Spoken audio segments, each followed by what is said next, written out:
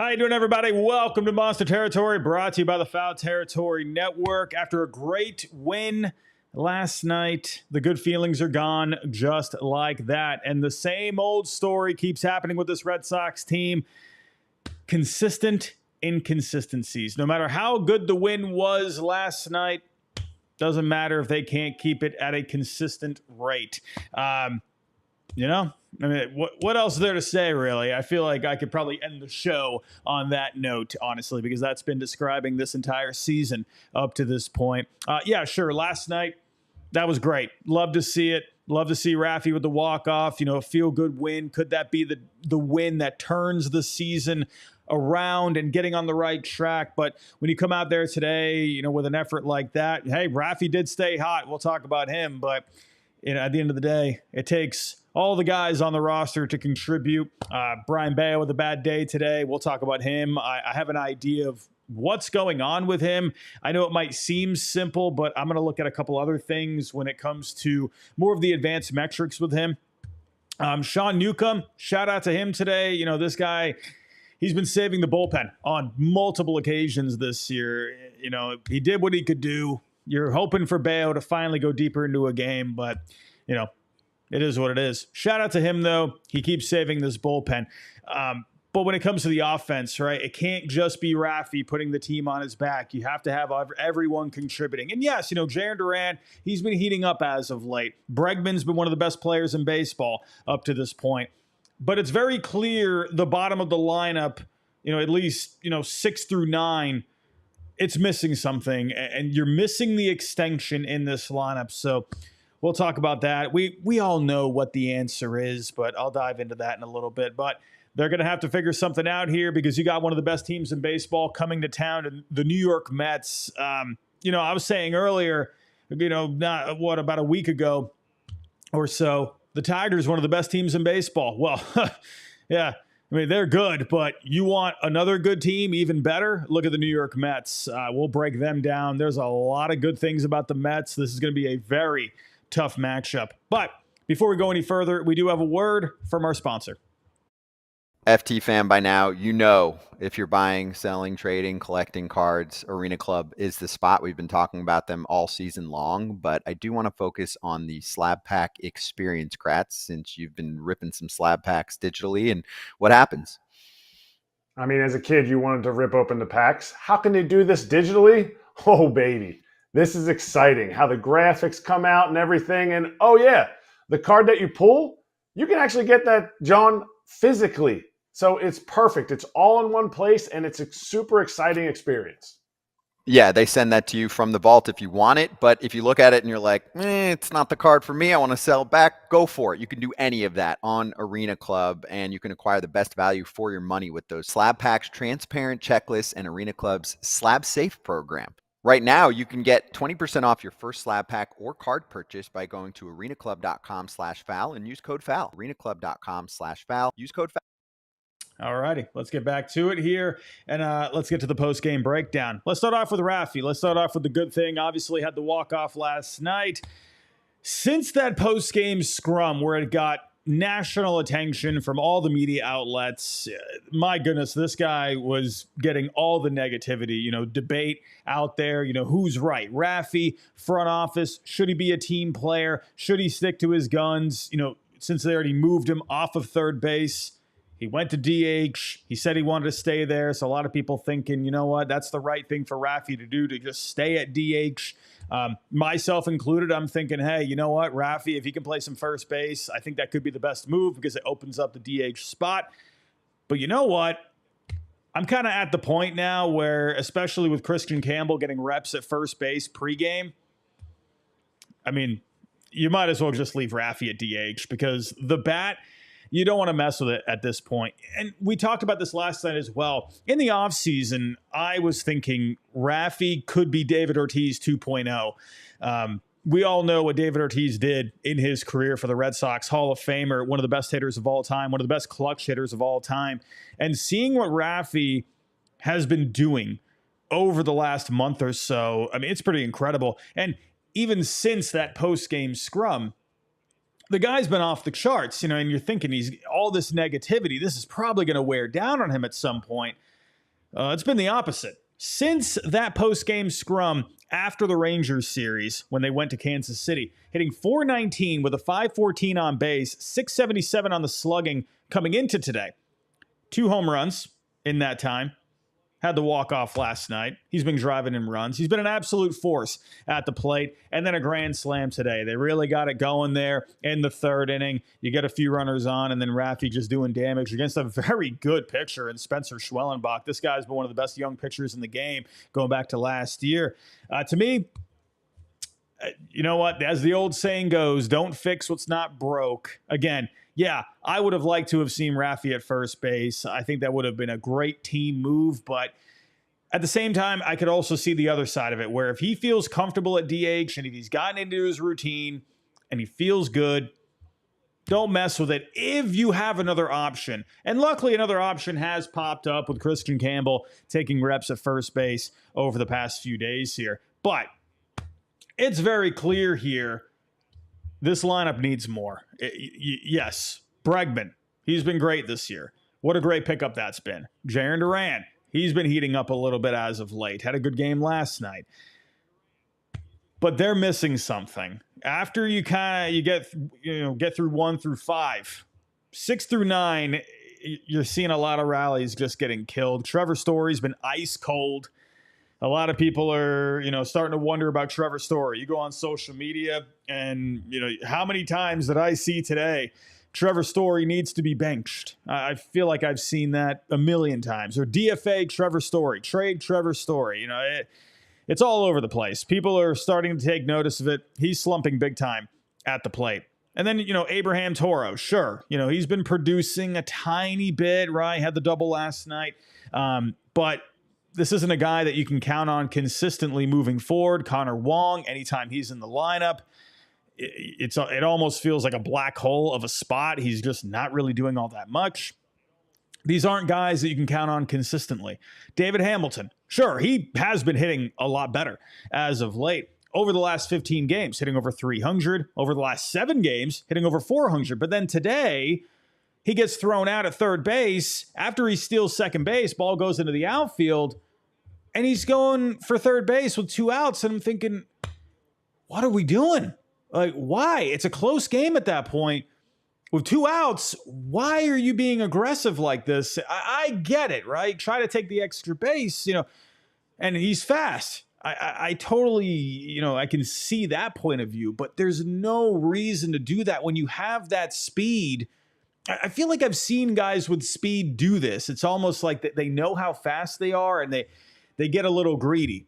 But to me, if you have that speed, why even take that little extra? If there's a base hit or whatever out to left, center, a good chance you're probably going to score anyway.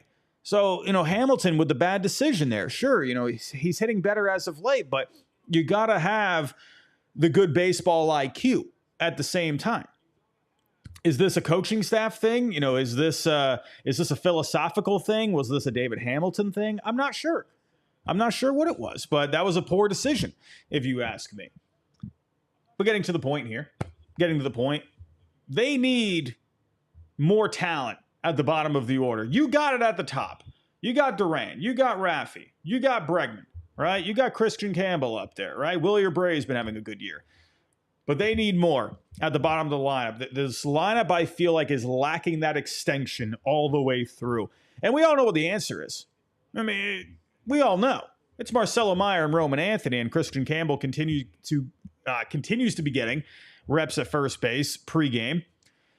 I'm thinking, with the way this lineup has been when it comes to the inconsistencies, I'm starting to wonder if you see this sooner rather than later, right? Yes, you would like for him to get as much time as he can to really learn the nuances. And he is totally going to have his moments where he is going to make some errors. He's going to have some, adjustments that he's going to need to make. So, yes, give him the time. But I actually wonder at this point, is it going to be sooner rather than later, right? Is it going to be maybe another week? I don't know. I'm thinking it could be, right? I was kind of thinking when I first saw the video, saw the pictures of him getting reps there, I'm thinking in my head, okay, maybe this will be like 2 to 3 weeks. Maybe it's going to be one more week, because at some point they're going to need to inject something into this lineup for them to just keep things going.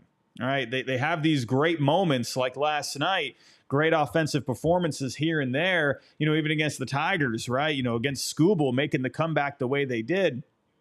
You can look at that was a good offensive performance for the most part, but the bullpen let them down. Offensively, it just feels like it's so hot and cold, right? And I think Marcelo Meyer, Roman Anthony, there's no need for these guys to be down at AAA anymore. I feel like they are talented enough to be able to help this team. I'm not saying they need to come and save the team. That's not what I'm saying at all. But I think just adding more talent to the bottom of the order, I think is going to equal things out a little bit more. And I'm going to stress that again. I've seen a lot of people say you can't count on Roman and Marcelo to come and save the Red Sox. No one's, I don't think anyone, well, I hope no one's expecting that. I'm not expecting that. These guys, simply put, they just need to provide better at-bats at the bottom of the order. I don't think that's saving the Red Sox necessarily. I'm going to count on the big boys at the top of the lineup to do the heavy work. But these guys, I feel like, are going to give you better ABs than Connor Wong, Abraham Toro. David Hamilton's been hot, but another thing with Marcelo Meyer, Roman Anthony, they got some good baseball IQs, man. Those guys are dogs in the field. And I think they're just going to be the best possible options at this point. Marcelo Meyer, yeah, that path now is looking easier. Obviously, with KC going to be moving to first base here soon. Roman Anthony, what do you do about that? I mean, we've been saying the same thing. I mean, really, to me, it's because if you're calling Roman up, he's getting playing time every day for the most part. So who's the odd man out? It has to be Ceddanne Rafaela. And I hate saying that because I like the defense. I like the speed. But if you are looking for just better overall bats, higher ceiling bats, I think Cedi is going to have to be the odd man out at this point. I don't know. Or do you just keep rolling with Cedi and you wait for Roman a little bit more down the road? That's possible too. But we'll see what ends up happening. But this lineup definitely needs a little bit more. Now, let's move on to Brayan Bello. What is going on here with Brayan Bello? Coming into today, ERA in the 2s. So if you're going on MLB.com and you're just looking at the surface numbers, you're like, oh, okay, Brayan Bello looking pretty good. Nope. When you look a little deeper, it's not really all that great so far. He's had a couple of good starts, but the last few have been very bumpy. And that is what is causing his FIP to be in the mid-5s. And you saw that come to the surface today. 4 1/3, 10 hits, 7 earned, 5 walks. I mean, listen. And again, and this is where I think I brought this up last night.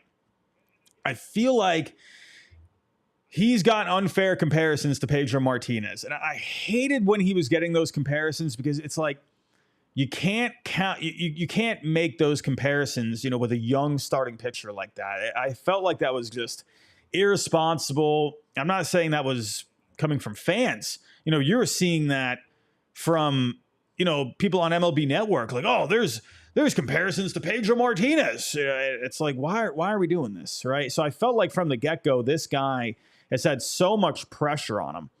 Every time he goes out there, I feel like he's just under a microscope.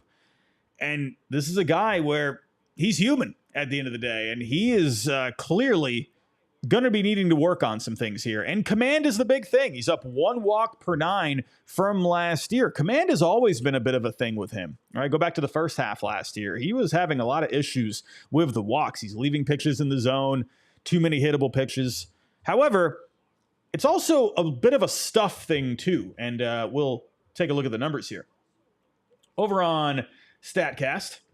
So taking a look here, as you can see, when it comes to the slider, it's still looking pretty good. When it comes to the other sliders out there in Major League Baseball, it's got that nice deep red color, right? So you are seeing some improvement there, and he's actually got more vertical drop on the slider compared to last year. He's added about 3 inches of vertical drop. So and about 3 inches of horizontal break.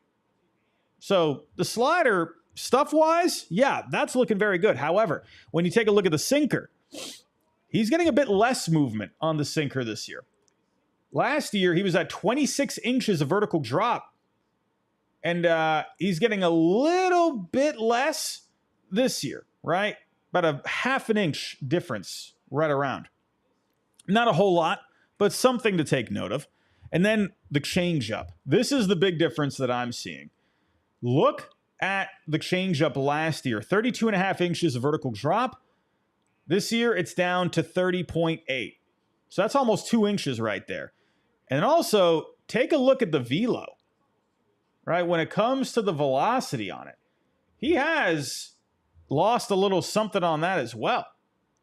Well, I don't want to say lost, but he's actually added more velo. You want less velo on the changeup so you can have more of a difference with the fastball. Last year was at around 87.5 miles an hour. This year it's up to 89.5 miles an hour. So, yeah, when you don't have as much of a difference compared to the fastball, hitters are going to pick up on it a lot easier. So batters are able to figure him out more. He's not hitting his spots. He's walking too many guys.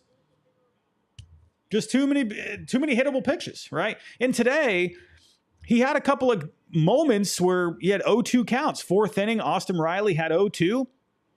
Ended up throwing a pretty decent changeup location-wise, but Riley was able to put it in play and got himself a hit. And that, to me, I think it was because it's just easier to pick up, right? Even though it was out of the zone, Riley was just all over it. You go to the 5th inning, had Marcell Ozuna, 0-2, ended up walking him. You had him 0-2 and you walked him. He was way out of the zone on the next 4 pitches. So stuff-wise, he's not as effective, minus a slider. But when you complement that with a lack of command, it's not looking good. So Brayan Bello, he's got to figure some stuff out here. Is this a mechanical thing? I'd probably say there's some of that, right?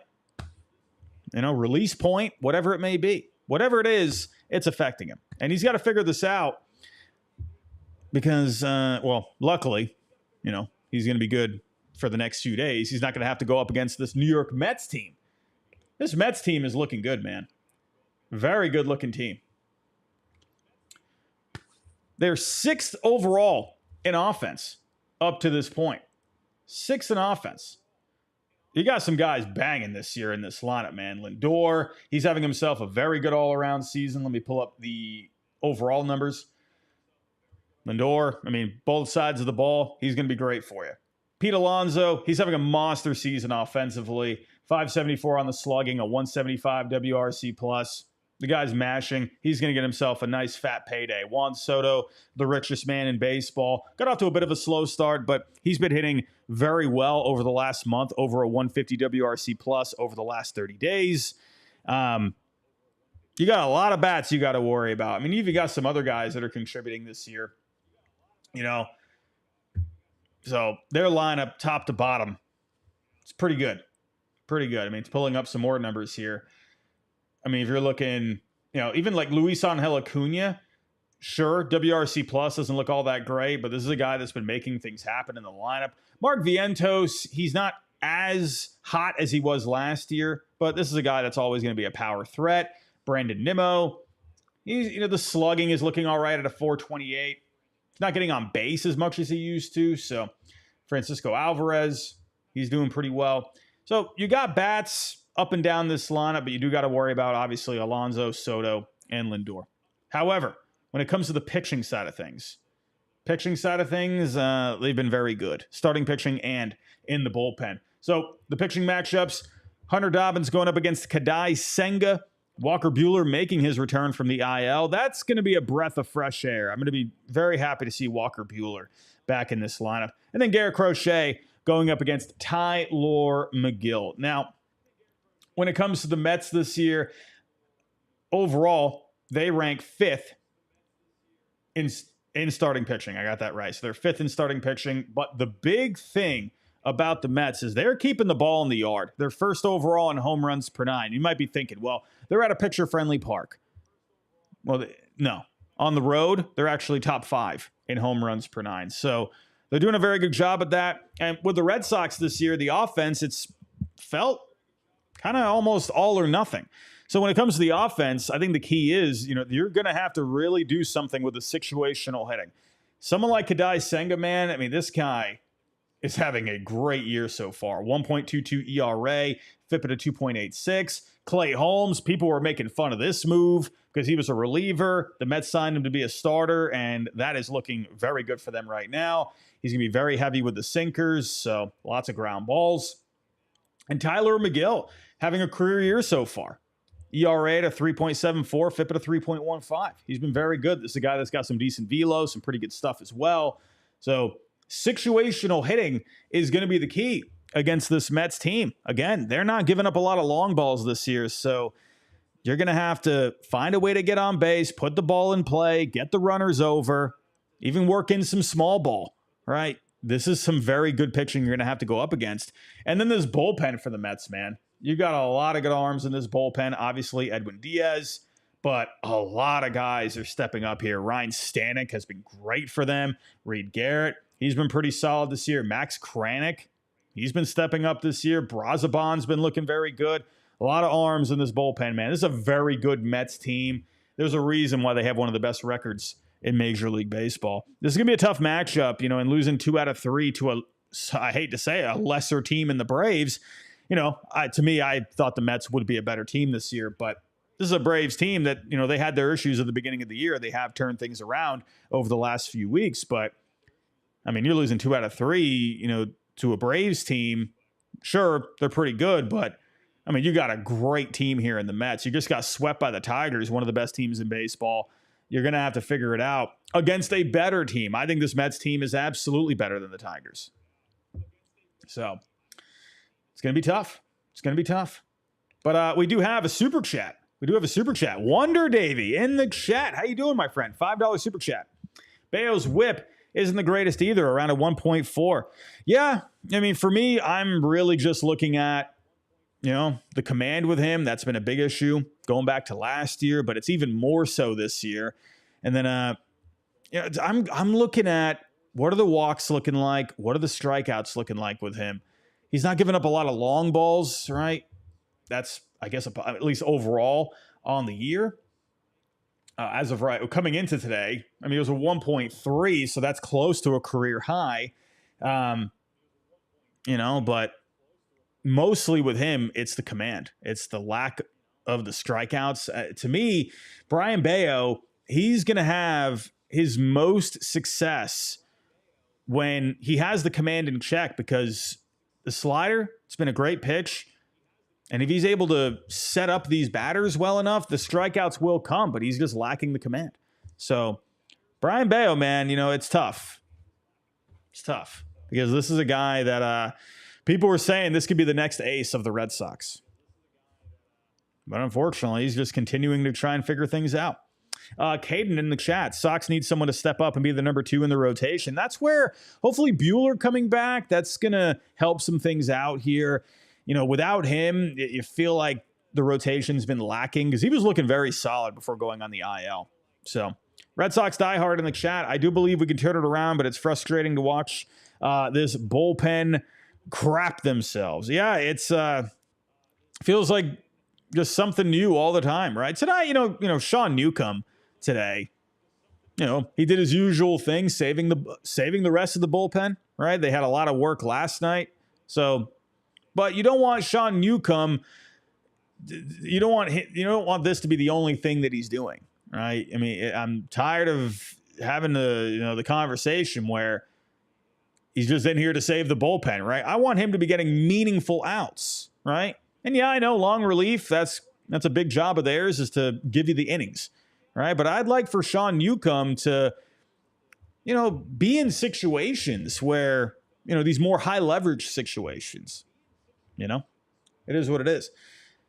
But we'll see. There's going to be a tough series coming up against the Mets. We'll see what happens. But feelings are not very good, especially after the win last night. But everybody, I'm out of here. I'm going to wrap things up. If you can on the way out, hit the like button for us and do subscribe If you're new, we're trying to get to 4K by the All-Star break. But also, everyone, before I do get out of here, I do got to throw in one more ad. Whoopsies. I do got to throw in one more ad before we do get out of here, so I'll play that really quick. Sometimes we get the asks for lightweight hoodies, and I'm like, they exist. They're awesome at Rowback. Without a doubt. Comfort, lightweight, durability. I wear these all the time. The color schemes are absolutely phenomenal. Go check it out. You can use the code FOUL on rowback.com for 20% off your first purchase. That's FOUL on RHOBACK.com. 20% off all shorts, hoodies, polos, and more. Go check out Rowback. All righty. Well, everybody, let's wrap it up right there. Thank you for joining me tonight. Really do appreciate that. Unfortunately, another loss. Hopefully they can start putting some wins together and we can have more positive talks like we did last night after the walk-off. But everybody, go enjoy the rest of your Sunday, and we'll be back here tomorrow. Have a good night, everybody. I'll talk to you next time.